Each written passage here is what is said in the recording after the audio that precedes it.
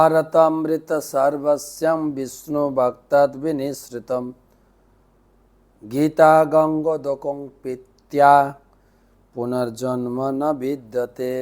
নিয়মিত গীতা পড়ুন, সমস্ত কলুষ থেকে মুক্ত হয়ে ভগবত সান্নিধ্য লাভ হবে। আজকের আলোচনা অষ্টম শ্লোক। পরিত্রাণায় সাধুনাম বিনাশায়স্য দুষ্কৃতাম ধর্ম সংস্থাপনার্থায় সম্ভবামি যুগে যুগে। পরিত্রাণায় সাধুনাম বিনাশায়স্য দুষ্কৃতম ধর্ম সংস্থাপনার্থায় সম্ভবামি যুগে যুগে। সাধুদের পরিত্রাণ করার জন্য, দুষ্কৃতীদের বিনাশ করার জন্য এবং ধর্ম সংস্থাপনের জন্য আমি যুগে যুগে অবতীর্ণ হই।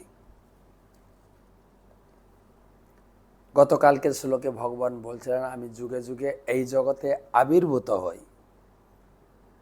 আজকে বলছেন আমি এই জগতে আবির্ভূত হয়ে কি কাজ করি? তিনটে কাজ।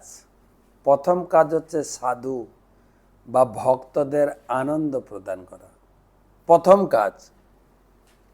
দ্বিতীয় কাজ হচ্ছে অসুর বিনাশ, যারা ভক্তের বিরোধিতা করে। আর তৃতীয় কাজ হচ্ছে ধর্ম সংস্থাপন।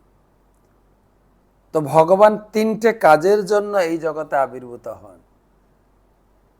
তিনি প্রথম কাজটা বেছে নিয়েছেন ভক্তদেরকে আনন্দ দেওয়া। অসুর বিনাশ, ধর্ম সংস্থাপন এগুলো সেকেন্ডারি কাজ।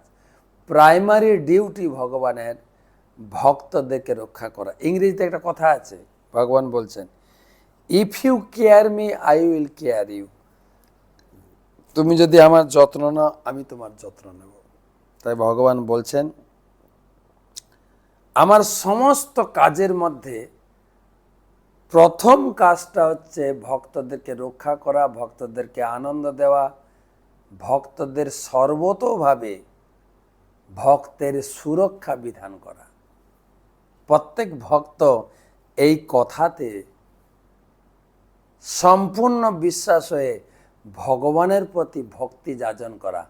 যে কোনো পরিস্থিতিতে, যে কোনো ব্যাপারে ভগবান সবসময় আমাদের রক্ষা করেন। আর এটাই হচ্ছে ভগবানের প্রথম কাজ। এটা ভগবান নিজে বলেছেন গীতায়।